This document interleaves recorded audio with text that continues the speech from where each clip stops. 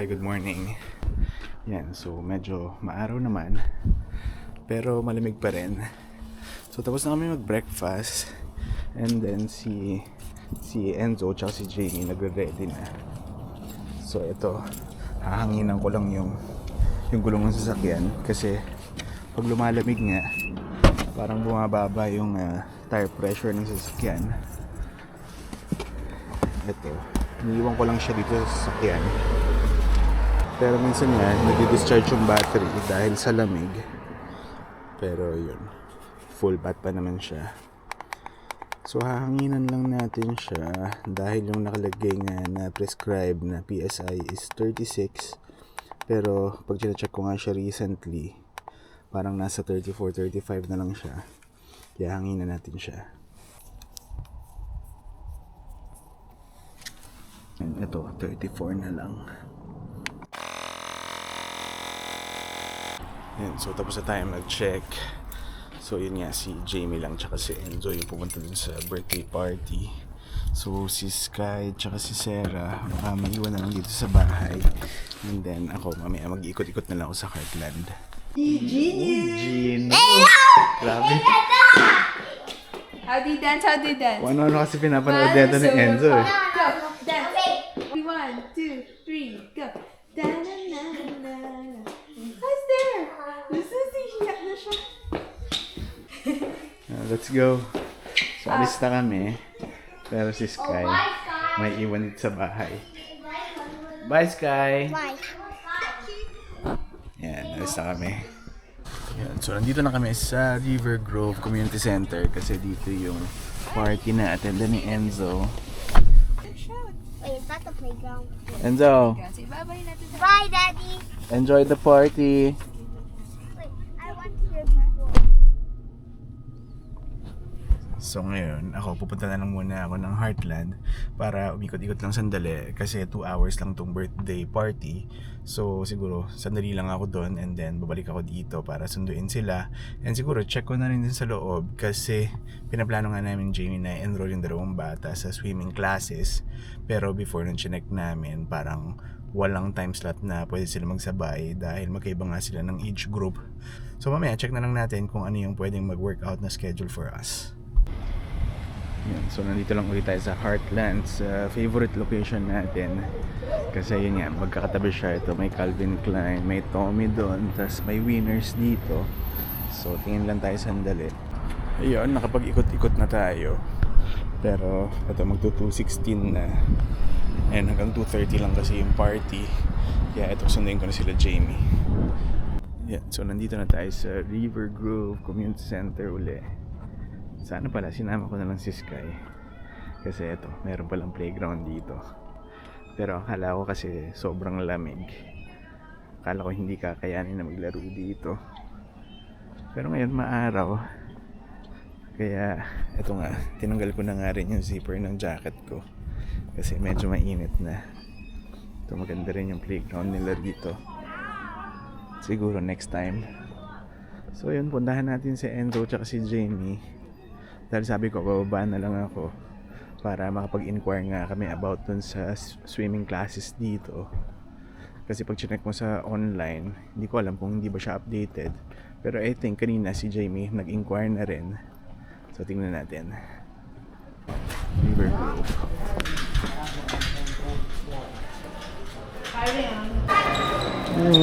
How was it?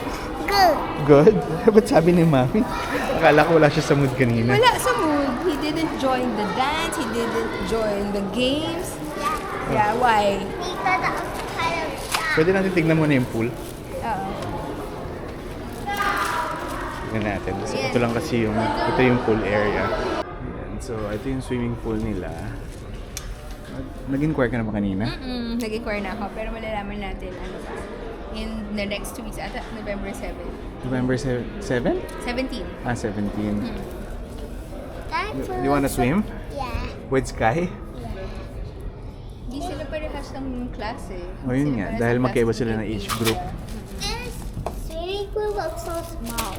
So small? Yeah. So big na eh. 5 minutes. So, we'll call Sky. And then like 5 Let's minutes. call Sky now. Oh, Kasi kanina tinawagan namin si Sky. Oh. Mommy, I want the ramen! Yan, so naglalakad na kami pupunta dun sa sasakyan. Pero ito si Enzo, gusto nga pumunta dun sa playground sandali. Actually, nakita ko kanina maganda yung playground dito. Ayun na. Sana pala nga sinama ko na si Sky. Tapos dito na lang Kasi kami. iniisip natin malamig, di ba? Oo, yun nga. Pero yun ang araw, oh. O kaya sunduin natin sila. Papunta dito. Ayaw mo? Huwag na. Ayun, daming bata. Ano yung mga galing party rin ba yan? Hindi. Hindi. Yan, ito. Merong, ang tawag ba dito? Rock climbing. Where Oh. Be careful, Enzo. I could do it sideways. Sa lubong first time. Ha? Do you have pasalubong?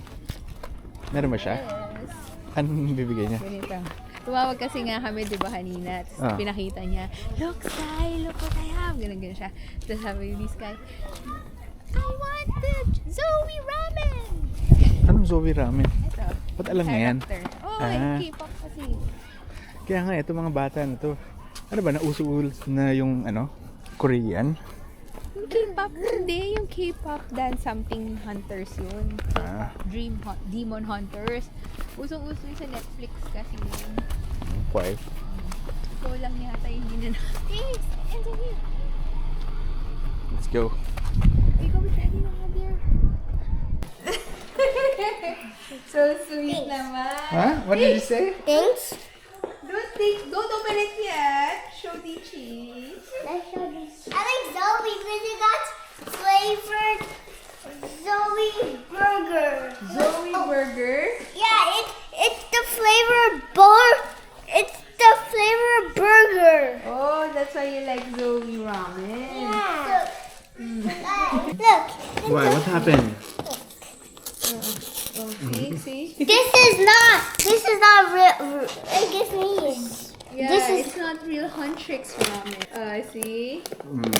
Oh, it's open. Diba? I told you. Oh, yun. Kasi akala nila totoong Huntrix ramen. So, gusto daw niya talaga si Zoe ramen. Kasi si Zoe ramen, hamburger flavor.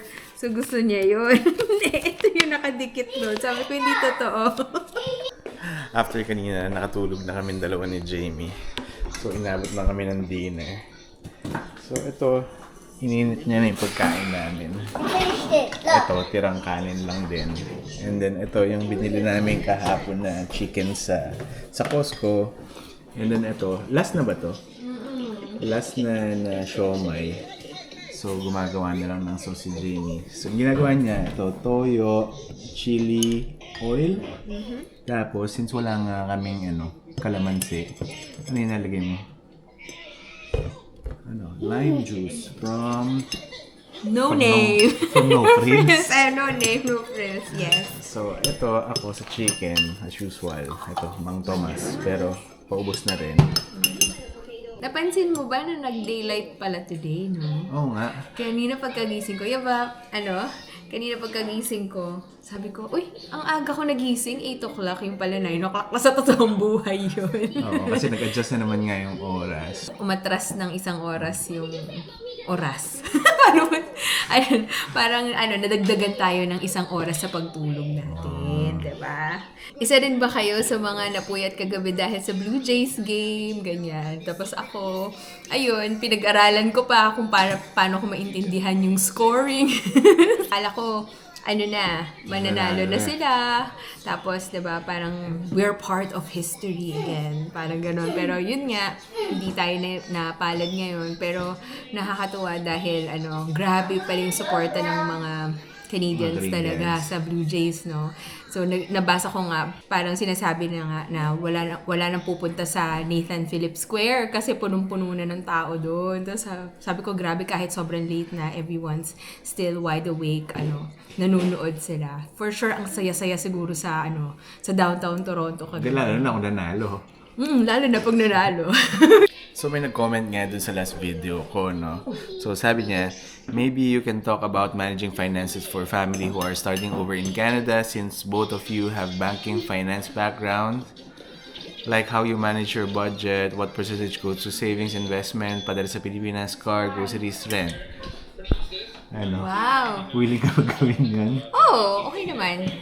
Kasi trabaho mo naman yun eh. Hindi, medyo That's nakakatakot true. lang dahil hindi ko alam kung ano ba, may credibility ba tayo na Hindi naman, siguro it's not naman about credibility or what, pero parang feeling ko it's more of para lang mag-compare notes kung ano yung ginagawa natin sa ginagawa nila. Pero yun nga, disclaimer, hindi tayo expert dito. So, ito lang yung i-share namin is something na Siguro ginagawa life namin. experience Life lang. experience, yan. yan. So siguro subukan namin gawin next time. Pero this week kasi, Akala ko pa naman, today na natin gagawin. Oo, kasi dali-dali lang para sa akin sabihin na yung pag-manage ng finance ng pamilya natin. Trabaho mo yun. So, ikaw bahala kung kailan mo siya pwede gawin, diba? yan. So siguro subukan namin next time gawin yon. But for now, eto, kakain muna kami.